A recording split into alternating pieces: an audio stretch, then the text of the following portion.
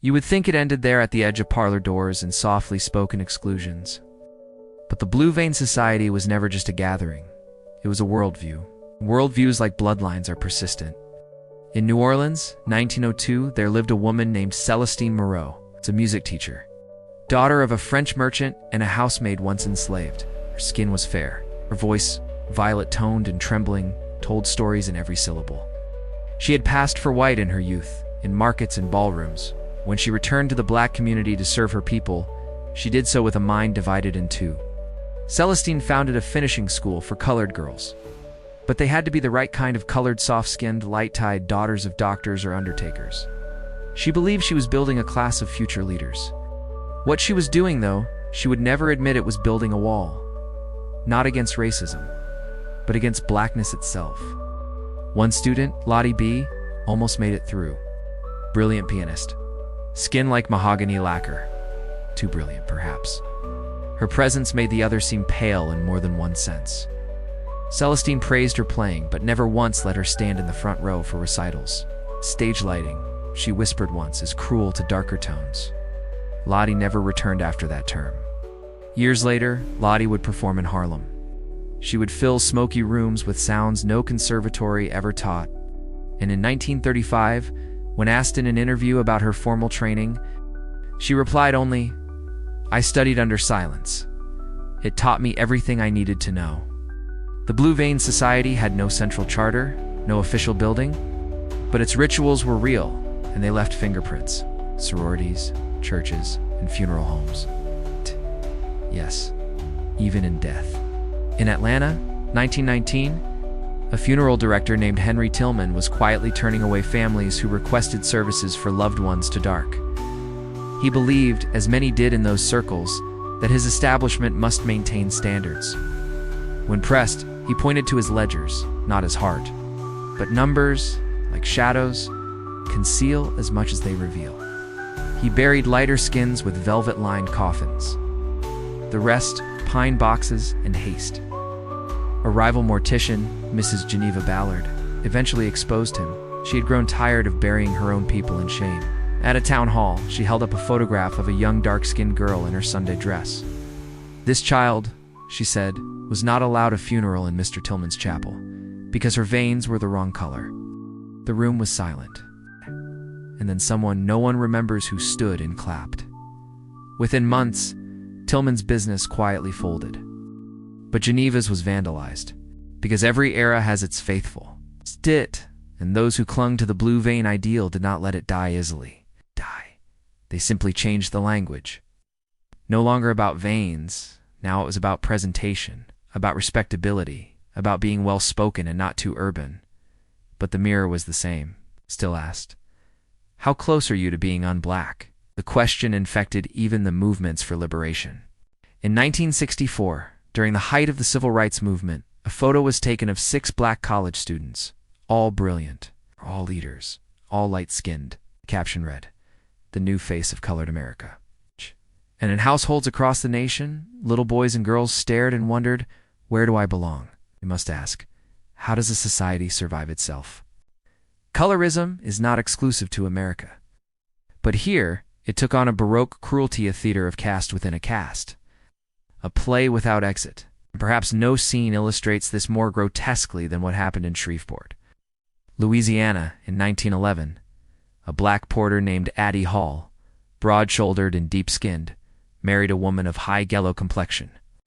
A letter was sent to his home signed by the Blue Vein Society, threatening death for daring to taint their lineage.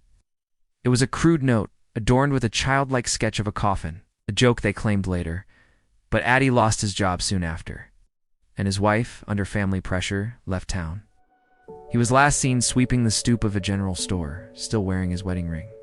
Sometimes the knife doesn't need to cut, it just needs to isolate. And still, through the gloom, there were those who fought back, quietly, boldly. A minister in Philadelphia who refused to segregate his congregation by complexion.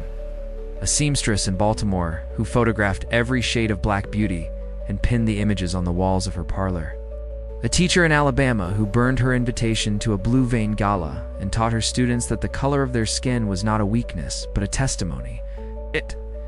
These were the unrecorded rebellions, not written in books, but carved in memory. By the 1940s, the formal blue vein societies had all but disappeared.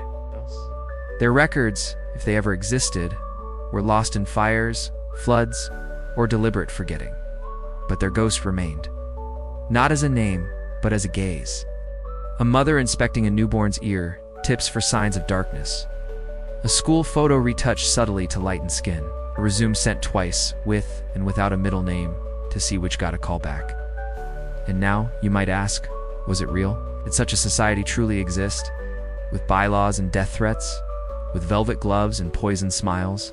To that I say, what is more real, a charter on paper, or a wound that spans generations? This story, like all dark histories, resists neat endings. It ends not with closure, but with a question. When the chains were removed, why did we reach for mirrors?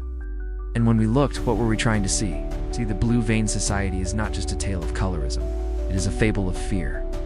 The fear that freedom, without proximity to whiteness, might not be enough. The fear that survival demands rejection not of the oppressor, but of the kin. So look around. Listen closely. The name may be gone, but its echo lingers. In magazines, in filters, in casting calls, in compliments that begin with "you're so pretty." For a dark girl, that is the inheritance. That is the mirror. And until it breaks, we remain its reflection. There is a kind of silence that lingers longer than any scream. It hums beneath polished floors and soft voices. It hides behind lace curtains and careful diction. It does not announce itself with rage, but with rejection. And in the shadow of American history, after the chains were broken, but before the wounds were named, that silence took form. It wore ivory gloves and held teacups with steady hands. It spoke English beautifully, and it refused to look in the mirror. It called itself the Blue Vein Society. This is not a story of villains. That would be too simple. This is a story of tragedy of a people fractured not by strangers, but by themselves. In the years following emancipation, the black community in America was not monolithic. It was a mosaic of survival stories, each one cracked, stained, and haunted. There were those whose skin bore the deep bronze of African sun, untouched by European blood. And there were those whose skin carried the ghost of their master's cruelty, pale, freckled, almost translucent. Born in back rooms, born in shame, born into ambiguity, so emerged a new caste.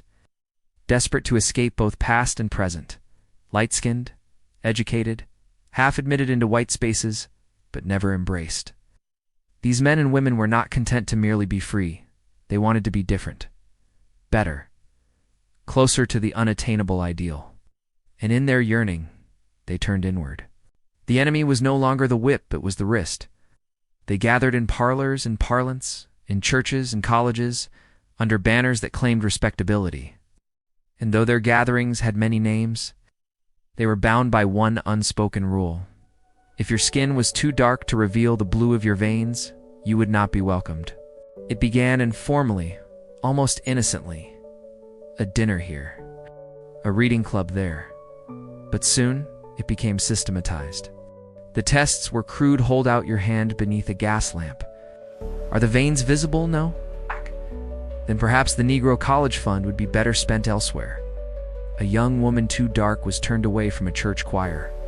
A man with coarse hair was denied entry to a literary circle.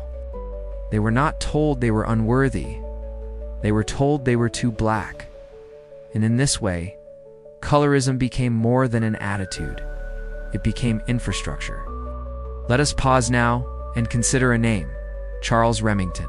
Story is largely forgotten, scrubbed from history like so many uncomfortable truths. But in 1881, in Charleston, South Carolina, Charles was a teacher, a preacher's son. His skin, the shade of overripe plums, his voice reverent, rich, magnetic.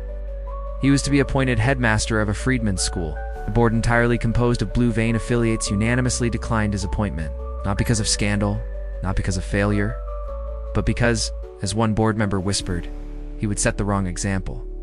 He does not reflect light. That phrase would follow Charles for years.